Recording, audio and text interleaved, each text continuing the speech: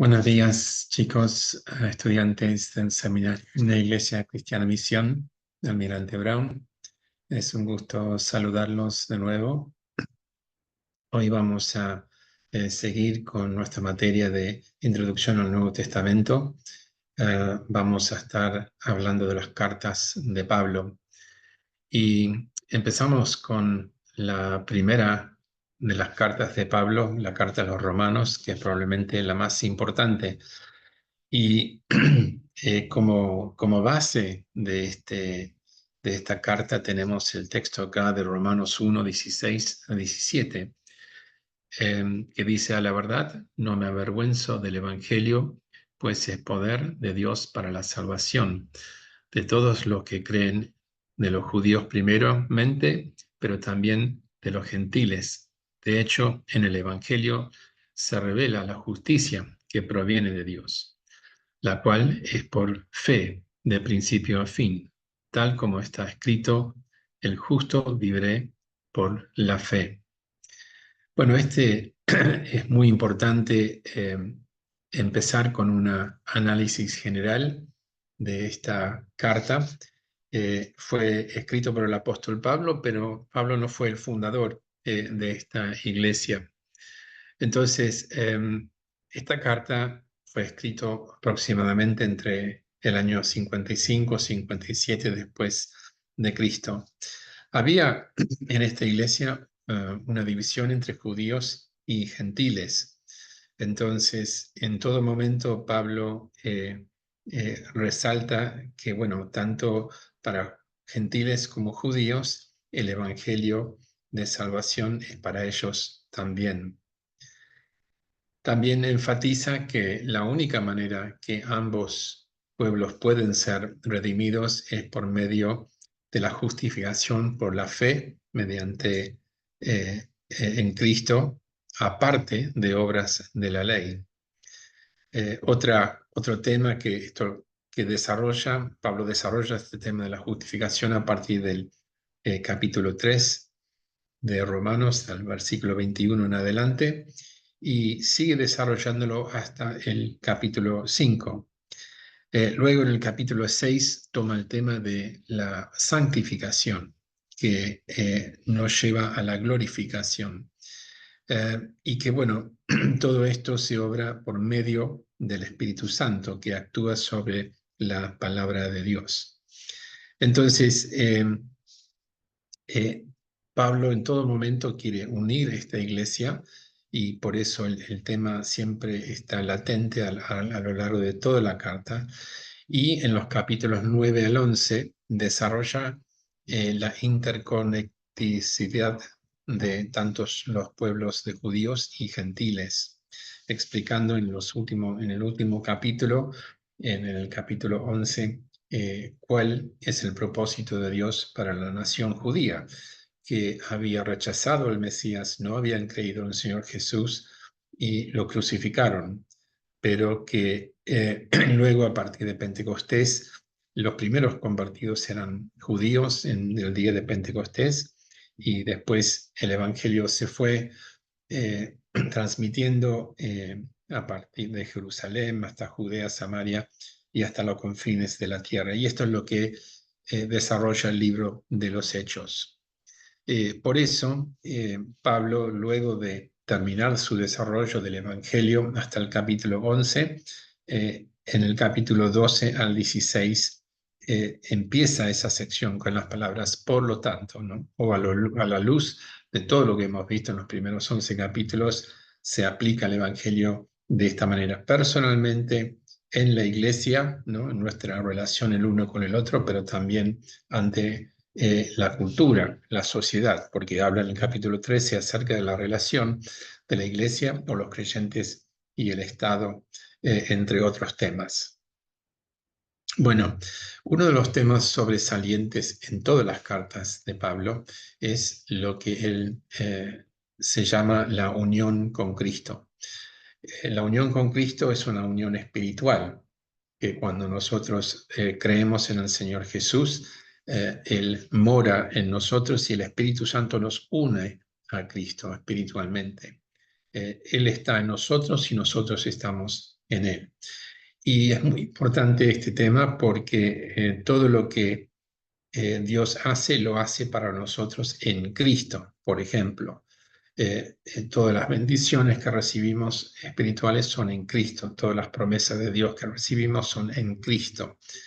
Entonces, es importante este tema porque aproximadamente hay unas casi 200 referencias a esta frase en el Señor, en Cristo, ¿no? Que habla acerca de esta unión espiritual que todo creyente verdadero tiene con el Señor Jesús, la única cabeza de la iglesia.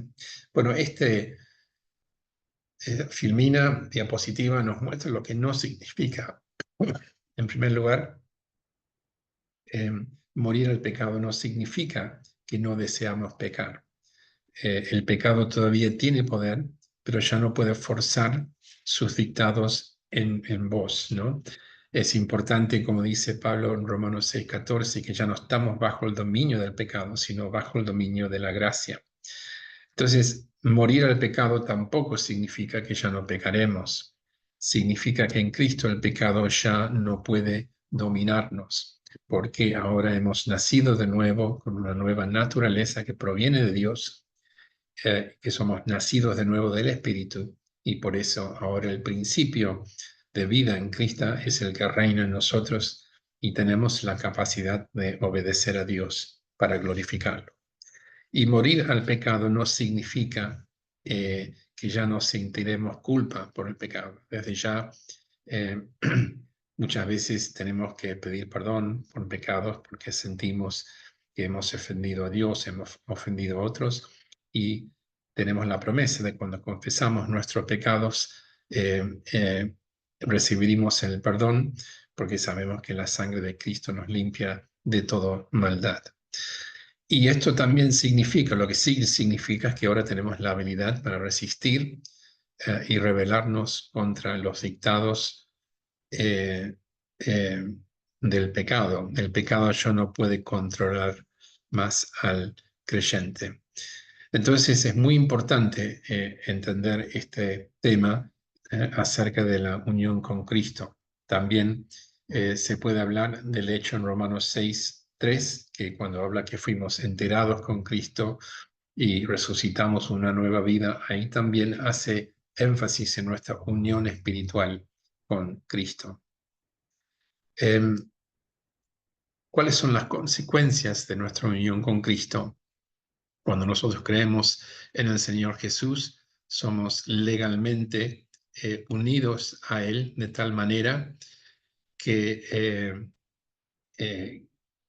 bueno, ahora estamos bajo su señorío, ¿no? Y si Cristo murió, también nosotros morimos a esa vieja vida sin Dios y resucitamos a una nueva vida, ¿no? En Cristo. Entonces, es muy importante este principio de unión con Cristo para entender cómo funciona el Espíritu Santo en nosotros para transformarnos cada vez más a imagen de Cristo. Ya que no somos salvados por nuestras obras, sino por nuestra unión con Cristo, haber sido nacido de nuevo, todo lo que sucedió a Cristo nos sucede a nosotros. De la misma manera que Él nació, tomó una forma humana, su cuerpo engendrado por el Espíritu Santo, nosotros también nacemos del Espíritu, y de la manera que Él vivió para vivir para Dios, para cumplir el propósito por el cual fue enviado, nosotros también. Y luego Él fue a la cruz, entregó su vida por nosotros, y nosotros también morimos con Cristo, y como Él resucitó, nosotros también resucitamos a una nueva vida en Cristo. Por eso también dice Pablo en Efesios 2:5 que estamos unidos, sentados con Cristo en los lugares celestiales. Entonces, este principio de nuestra unión con Cristo es muy importante. Entonces, ¿cómo aplica Pablo el Evangelio a la vida, en lo personal? Romanos 12:1-2, aquí tenemos todas las distintas etapas de la vida en cual se aplica el Evangelio. También tenemos que resaltar la importancia de la justificación por la fe. ¿Qué significa esto? Significa que nuestra posición en Cristo ha cambiado. Antes, como pecadores, estábamos condenados, estamos bajo el juicio de Dios, pero por la fe en Cristo recibimos el perdón de todos nuestros pecados, pasado, presente y futuro, y además hay una imputación de nuestros pecados a Cristo, porque Él sufrió en la cruz la condena y cargó con nuestra culpa en la cruz, y a su vez su justicia, o sea, su obediencia en vida, fue imputado a nosotros. Por eso compadecemos ante el tribunal de Dios, revestidos de la justicia de Cristo como si nunca hubiéramos pecado. De esta manera, Romanos 5.1 dice que justificados por la fe, pues tenemos paz con Dios. Entonces, como ha dicho un teólogo anglicano, J.I. Packer, dice, la justificación por la fe es el día de juicio adelantado. Ya no tememos más nuestra seguridad porque hemos sido declarados no culpables. Esto es muy importante entender nuestra posición en Cristo. Esto no significa que Dios nos deja en ese estado.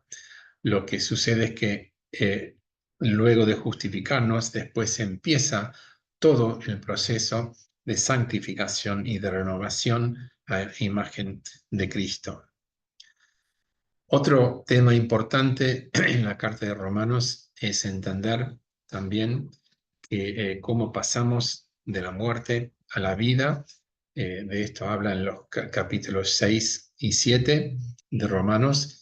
Y el capítulo 8 habla acerca de la vida en el Espíritu y las muchas bendiciones que nosotros recibimos. Hay muchos temas que Pablo trata en este capítulo que para muchos es el capítulo más hermoso de toda la Biblia. Empieza diciendo que en Cristo ya no hay condenación para aquellos que están en Cristo Jesús. Y luego habla acerca de nuestra adopción como hijos de Dios mediante la obra del Espíritu y que tenemos libre acceso a la presencia de Dios, por lo cual podemos llamarlo confiadamente Abba, Padre, Papito. También habla acerca de lo que será el fin, nuestro glorioso herencia, ¿no? Que somos coherederos con Cristo y que un día vamos a reinar con Él para siempre. Es importante esto porque también acá Pablo resalta la totalidad del plan de salvación, que no solamente incluye a las personas, pero también Dios va a redimir y va a liberar a la creación de toda la condenación de nuestro pecado, los efectos de la caída sobre la creación misma. Entonces es muy importante porque Pablo realmente está muy inspirado al hablar de cuán glorioso será esa liberación de esa esclavitud del pecado, no solamente para nosotros, pero también para la creación. También aquí enfatiza cómo el Espíritu Santo intercede por nosotros, nos ayuda a nosotros con gemidos, ¿no? Profundos, interceder según la voluntad de Dios. Después, a partir del versículo 28, Pablo en este gran capítulo habla acerca de aquellos, de que todas las cosas ayudan para bien para aquellos que aman a Dios y que son llamados según sus propósitos. Y luego habla acerca de un cierto orden de la salvación, que los que son llamados fuimos justificados y que los que son justificados también seremos glorificados. ¿Qué significa esto? Que Dios trabaja en nosotros para llamarnos hacia sí mismo, hacia la fe en Cristo, la salvación, nos justifica y luego trabaja poderosamente a lo largo de nuestra vida para santificarnos a imagen de Cristo. Y esto es lo que significa el término que seremos glorificados. Llevaremos la imagen del hombre celestial. Entonces, acá Pablo también trata el tema muy difícil de la predestinación y la elección. Todos fuimos elegidos desde la eternidad pasado para ser elegidos. ¿Con qué fin? Ser conformados a la imagen de Cristo. De ahí después termina con un tremendo mensaje de esperanza, ¿no? Diciendo, ¿quién nos puede separar del amor de Dios en Cristo? Nadie, absoluta nada en esta vida lo puede hacer. Y este capítulo termina en una nota muy alto de triunfo y de seguridad y esperanza para todos los que ponen su fe y confianza en Jesucristo para su salvación. Los capítulos 9 al 11 tratan el tema difícil de la elección y haciendo un recuento de la historia de Israel, pero también entendiendo que la elección de Dios se basa en su misericordia, en su soberanía, en su determinación secreta, que nadie puede ondear en eso, y saber que, bueno, ¿quién puede resistir los juicios de Dios? ¿Quién puede cuestionar por qué Dios salva a algunos y no a otros? Por cierto, nadie tiene ningún argumento para decir que debería ser salvo. Lo que todos merecemos es la condenación.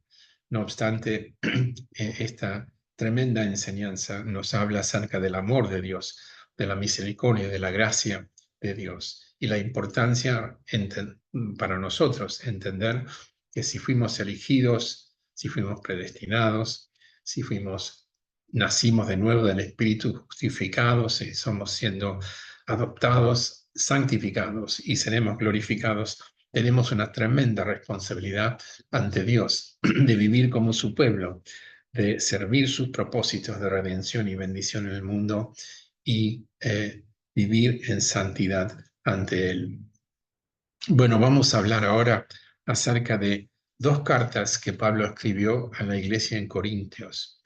Esto fue una iglesia que tenía muchísimos problemas de todo índole. Y bueno, sabemos que el propósito de esta carta fue afrontar provocación, divisiones, la falta de amor entre los creyentes ahí, el orgullo, el egocentrismo, ¿no? Y esta carta fue escrita en el año 55 después de Cristo. Algunas de las enseñanzas importantes se trata de unificar la iglesia y no permitir que reinen las divisiones. Por eso los cristianos deben mirar a Dios y no al mundo como modelo de sabiduría. Y que las cortes, las disciplinas eclesiásticas apropiadas aseguran la paz y la restauración y la pureza de la iglesia. Por eso también Pablo habla acerca de la importancia de respetar la libertad cristiana, que debe ser ejercida de maneras que protegen a los que tienen una fe débil. También Pablo dedica 2 o 3 capítulos a lo que es la verdadera adoración y el verdadero ejercicio de los dones espirituales que deben ser manifestados para edificar al pueblo y para honrar a Dios. Pero también había un tema con respecto a qué pasa cuando nosotros morimos, qué pasa con nuestros seres queridos. Bueno, Pablo escribe una carta, un capítulo increíble en la primera carta de Corintios, capítulo 15, donde habla acerca de como de la misma manera que Jesús resucitó de la muerte, y eso es la garantía de nuestra esperanza futura, nosotros también seremos resucitados con cuerpos eternos, equipados para la eternidad y con cual vamos a llevar la imagen del hombre celestial. Por eso, aquí Pablo nuevamente, como lo hace en Romanos 5, haciendo un paralelo entre Adán y Cristo, nos hace entender el poder de esa resucitación espiritual en Cristo y la esperanza que esto nos da. Por eso Pablo termina diciendo, ¿quién nos puede separar del amor de Cristo, no? Y quién, además, qué poder tiene la muerte sobre las personas, ¿no? La muerte ha perdido su poder, porque en Cristo vamos a resucitar de la muerte, vamos a ser unidos con Cristo y con todo el pueblo de Dios eternamente. Por eso termina diciendo que nuestro trabajo en el Señor no es en vano y que debemos procurar servir a Dios con fidelidad y con alegría. Uno de los temas importantes con respecto la moralidad, la sexualidad, del cual Pablo habla mucho en estas cartas, es de que nuestros cuerpos ahora son el templo del Espíritu Santo, ¿no? Y esto lo vincula en una introducción en 1 Corintios 3 con referencia a la santidad del cuerpo. Lo trata esto en 1 Corintios 6, 19 y 2 Corintios 6, 14 al 7, 1. En contraste con el pecado en el cristiano, ¿no? Por eso, al ser nuestros cuerpos templo del Espíritu Santo, nos recuerda que fuimos comprados por la sangre de Cristo. No somos libres para vivir con nosotros, creemos que podemos vivir solos por nuestros criterios. El Espíritu Santo mora en el creyente. Por eso, esta es la base teológica por cual debemos huir de la inmoralidad sexual. Somos mayordomos de nuestros cuerpos, somos llamados a glorificar a Dios en todo lo que hacemos, así como lo dice 1 Corintios 10, 31. Bueno, aquí la diferencia entre talentos y dones espirituales es muy importante poder entender que como por nuestro nacimiento o por creación, toda persona, sea creyente o no, recibe talentos naturales, pero es solo por la nueva creación o la redención que uno puede recibir dones espirituales. Y hay varios pasajes en el Nuevo Testamento que habla de los dones espirituales, Romanos 12, 4, 8, y 1 Corintios 12, 1 al 11, y Efesios 4, 7 al 13, y 1 de Pedro 4, 9 al 11. Entonces, es muy importante que hay mucha diversidad en el espíritu de dones, distintas maneras en que nosotros servimos, pero servimos a un mismo Señor. Hay distintas funciones, hay un solo Dios y que nos une a todos, ¿no? En este mismo propósito de servir en el reino de Dios. Por eso, los creyentes, los que tenemos una fe verdadera en Cristo, debemos consagrar todo lo que somos, todas nuestras vidas, talentos y dones para el servicio de Dios. La resurrección, como venimos mencionando, es que sin la resurrección no hay evangelio. En Adán morimos todos, en Cristo resucitamos. Y bueno, el último enemigo, como habíamos mencionado recién, que será derrotado, es la muerte. Cristo va a reinar y está reinando ahora en el mundo y sobre la iglesia hasta que ha sometido todos sus enemigos debajo de sus pies. Después, en el día final, en el día del juicio, Él va a devolver todo poder y autoridad al Padre. Vamos a resucitar con cuerpos incorruptibles y llevaremos la imagen del último Adán.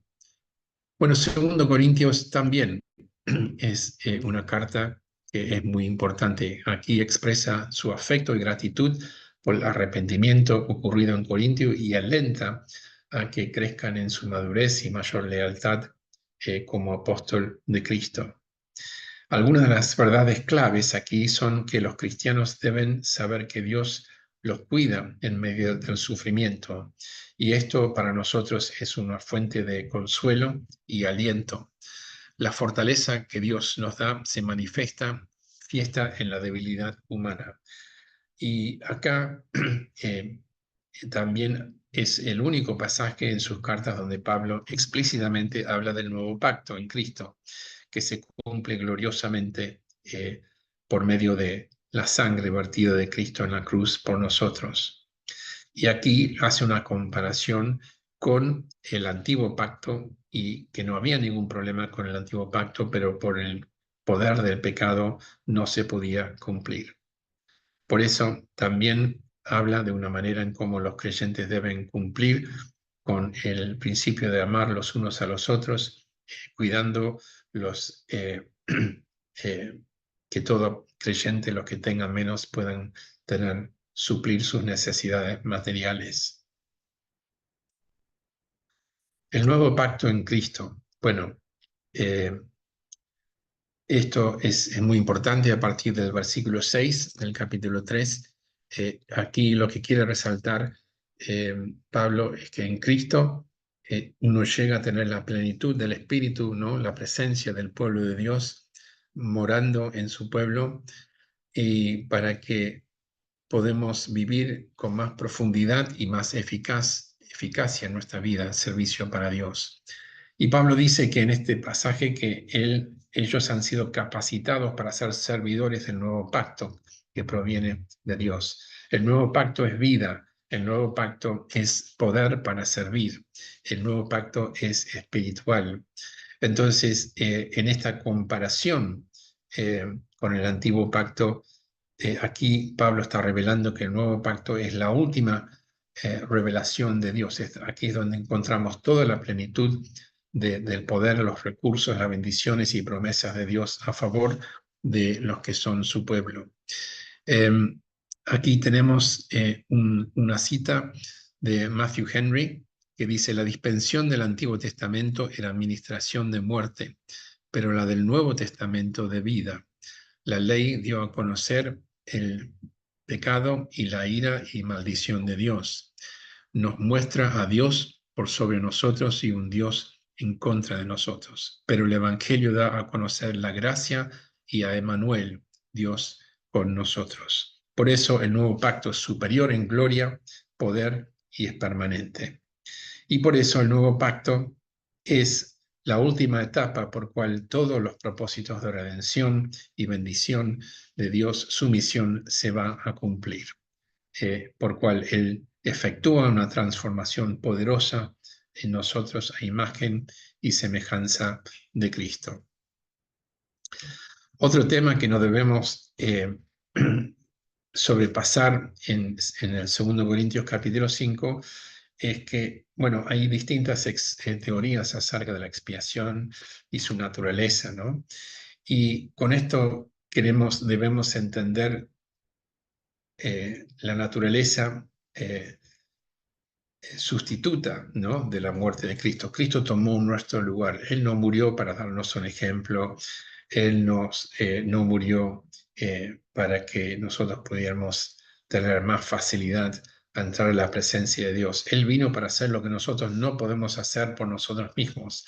Por eso Él nació bajo la ley y murió bajo la ley, pero bajo la ley no por sí mismo, sino en nuestro lugar. Y como hemos dicho antes, en la justificación Dios imputó nuestros pecados a Cristo y Él sufrió nuestra condenación.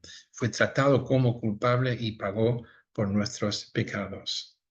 Entonces, esta gran enseñanza, ¿no?, también nos lleva a pensar que ahora vivimos por gracia. ¿Dios siempre sana nuestras enfermedades físicas? No. Dios tiene como prioridad nuestra santificación ante nuestra simple felicidad. Aquí Pablo habla de su testimonio en 2 Corintios 12, los versículos 7 al 10, cuando él 3 veces le rogó a Dios que le sane de una enfermedad, una debilidad que él tenía. Pero el Señor Jesús le contesta diciendo: bástate mi gracia, ¿no? Mi poder se manifiesta en tu debilidad. Entonces, este es un principio muy importante que nosotros debemos apropiarnos y entender que nosotros no solo somos salvos por gracia, sino que vivimos por gracia. Y que al reconocernos débiles nos lleva a depender de la gracia de Dios y vamos a ver el poder de Dios manifestado en nosotros. Bueno, pasamos también a la carta de Gálatas. Esta carta es muy importante porque aquí vemos cómo Pablo en esta carta estaba luchando en contra de los judaizantes que estaban tratando de hacer que la circuncisión se aplique a los judíos, a los creyentes gentiles. Pero por eso acá es necesario entender que, bueno, estos creyentes en Galacia que habían empezado también, habían vuelto a los principios de la ley. Por eso empieza el capítulo 3 diciendo: oh Gálatas insensatos, ¿qué has pasado, no? Han renunciado, habían empezado también y ahora vuelven a un principio de obras. Por eso es muy importante el testimonio, el debate que tuvo con Pedro en Jerusalén, ¿no? Y también termina en el capítulo 2 de Gálatas, siendo que he sido crucificado con Cristo, y el que vive ahora no soy yo, sino que yo vivo por medio de la fe, ¿no? en Jesucristo, quien dio su vida por mí. Entonces, en el capítulo 3 de esta carta a los Gálatas, Pablo vuelve a explicar qué es el Evangelio. Empieza diciendo que el Evangelio siempre ha sido por la fe, nunca por obras, y citando Génesis 12:3, dice que en Gálatas 3:8, que Dios de antemano reveló el Evangelio a Abraham, ¿no? Quien fue justificado por la fe. Entonces, ¿cuál es el propósito de la ley en todo esto? Bueno, la ley es nuestro maestro que nos lleva a Cristo, porque no lo podemos guardar en nuestras fuerzas.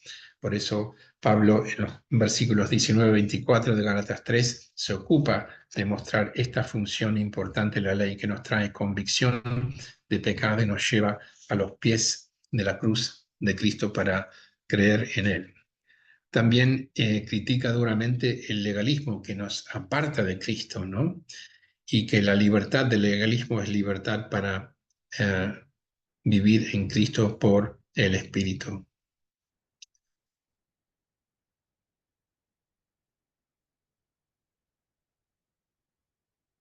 En Gálatas 3 y los versículos 10 al 13, aquí Pablo enfatiza que está desarrollando el único y verdadero evangelio, que es por la gracia mediante la fe en Cristo, que nadie puede ser salvo por la ley, ¿no?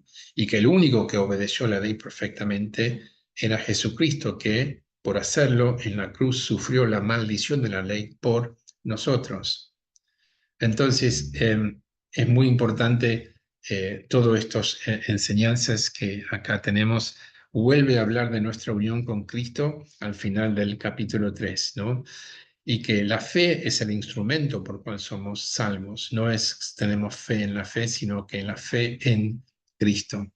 Descansamos en las promesas de salvación y la obra del Espíritu Santo, quien aplica las bendiciones espirituales para nosotros. Pero la bendición coronante del creyente es nuestra adopción como hijos de Dios. Por eso es importante entender en nuestra unión con Cristo que somos una nueva creación y la justificación por la fe es el día de juicio adelantado para el creyente. Pero en la adopción somos elevados y amados a tener en la misma posición que en Cristo. Somos coherederos con Cristo, como Pablo dijo en Romanos 8. Y por eso, nuevamente, estas bendiciones espirituales como la justificación, la adopción, son tan importantes para entender nuestra posición. Y como adopción, somos herederos, herederos de todas las bendiciones, todas las promesas de Dios y también de la eternidad que compartiremos con Dios en la eternidad. Habla también acerca en el capítulo 5 de la verdadera libertad en Cristo. La verdadera libertad es vivir en santidad, ¿no? Por eso la libertad del Evangelio es, tenemos la capacidad para perseverar, ¿no? Y perseverar y para no desaprovechar a Cristo. Y por eso enfatiza en el capítulo 5 lo que son el fruto del Espíritu, ¿no? El fruto del Espíritu es reproducir el carácter de Cristo en nosotros. Y es importante entender que estamos hablando del fruto del Espíritu, no frutos, ¿no? Porque todos los 9 ingredientes del fruto del Espíritu deben producirse en el creyente. A diferencia de los dones, que no tenemos todos los dones, no hay un creyente que tiene todos los dones, todos tenemos algún don, uno o más dones, pero no todos.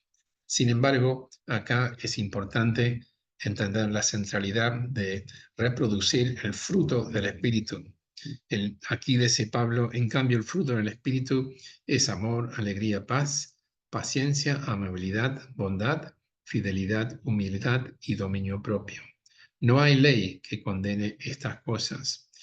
Y vamos a ver que los primeros 3 ingredientes, amor, alegría y paz, se trata acerca de nuestra relación con Dios Y los siguientes tres, paciencia, amabilidad, bondad, se trata de nuestras actitudes que debemos desarrollar hacia otros. Y por último, fidelidad, humildad y dominio propio son actitudes internas que debemos desarrollar para reproducir el fruto del Espíritu en nosotros. Pasamos a la carta de los Efesios. Aquí nos presenta la relación entre la teología y la vida diaria. Esta carta fue escrita en el año 60 al 62.